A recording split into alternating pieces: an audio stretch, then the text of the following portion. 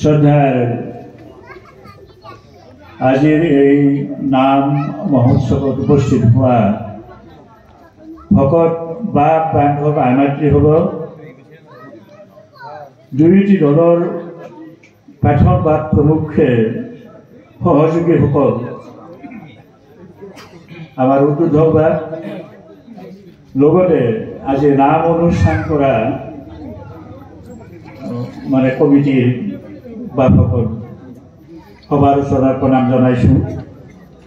উদ্বোধন কৰাৰ আগতে দুআষাৰ ক'ব ক'লে কৃষ্ণ কি ক'ম, পাঠক বুলি ক'লে এইটো সৰু কথা নহয়। এজন পাঠক এগছি প্ৰজ্বলিত বন্তি এই ঠাইখিনি মাটিৰ চাকিটো যিসকল সহযোগী আছে সেইখিনিত তেল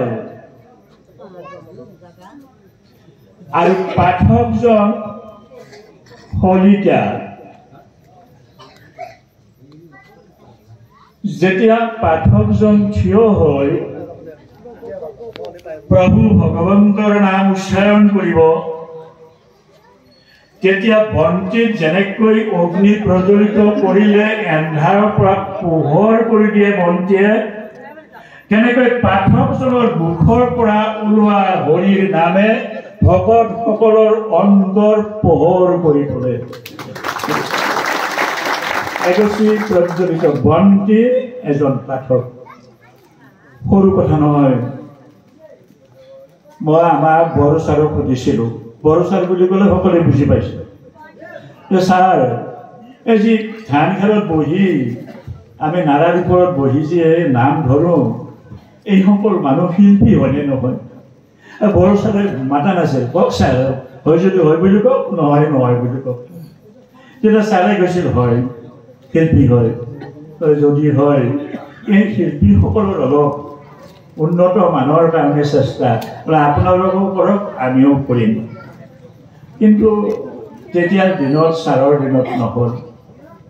গতিকে এই নাম যিটো অনুষ্ঠান, দুটা অক্ষৰৰ শব্দ দন্ত্য নত আকাৰ ম, এতিয়া বেছি কথা কোৱাৰ সময় নাই। পাঠক নোহোৱালৈকে সময়খিনিৰ মূল্য নাই, আৰু যেতিয়া শিল্পী আহি পাব তেতিয়া সময়খিনি বহুত মূল্যৱান হৈ পৰে। ইতিমধ্যে উদ্বোধক মহাত্মাই আছে।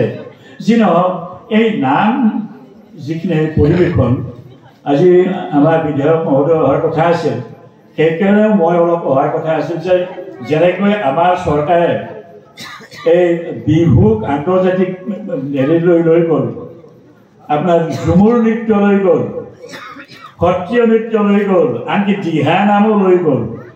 এতিয়া আমি চৰকাৰৰ ওচৰত আমি সকলোৱে সদায় লোকে যিসকলে লিখে সেইসকলে চৰকাৰৰ ওচৰত আহ্বান জনাব লাগে।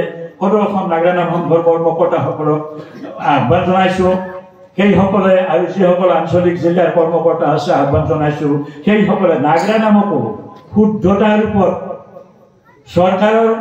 চৰকাৰে শুদ্ধতাৰ ৰূপত নাগৰা নামক শুদ্ধতাৰ ৰূপত লৈ আন্তৰ্জাতিক ব্যৱস্থালৈ নাগৰা নামক আগবঢ়াই নিব লাগে।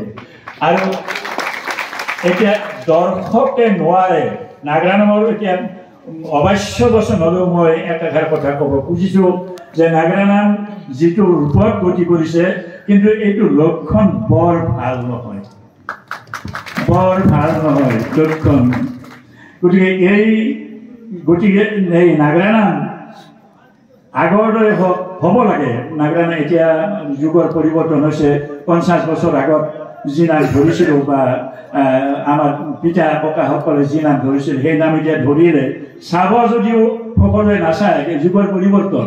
কিন্তু নাগৰা নামৰ যিটো উৎস, নাগৰা নামৰ যিটো লক্ষণ, নাগৰা নামৰ যিটো মানে আবাহন বিসৰ্জন বা নাগৰা নামৰ যি তাল, এইখিনি বজাই ৰাখি সদৌ অসম নাগৰা নাম সংঘৰ সংবিধানৰ ওপৰত লক্ষ্য কৰি পাঠকসকলক নাম গোৱাৰ কাৰণে আহ্বান জনাইছোঁ। কৃষ্ণ নহ'লে বিপদ, কিন্তু নহ'লে বিপদ। এতিয়া নাগৰা নাম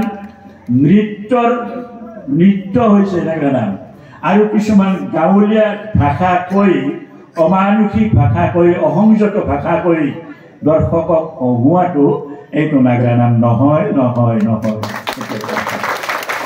আজি দেখিছোঁ নিশ্চয় প্ৰভু ভগৱন্তৰ চৰণত প্ৰণাম জনাইছোঁ। মই কিন্তু আৰু কোৱাৰ মোৰ ইচ্ছা আছিল, নকওঁ বেয়া পাব সকলে, যে আজি দুযোৰা ভাল পাঠক আমি পাইছোঁ আৰু আজি নিশাটো প্ৰভু ভগৱন্তই তেওঁৰ গুণানুকীৰ্তন কৰাৰ কাৰণে এই যি দুযোৰা পাঠক আহিছে ভক্তসকল, এইসকলে দৰ্শকৰ মনত শান্তি দিব বুলি আশা কৰি প্ৰভু ভগৱন্তৰ চৰণত প্ৰণাম জনাই এইখিনি ক'ব বিচাৰিছোঁ। কৃষ্ণ নমস্কাৰ।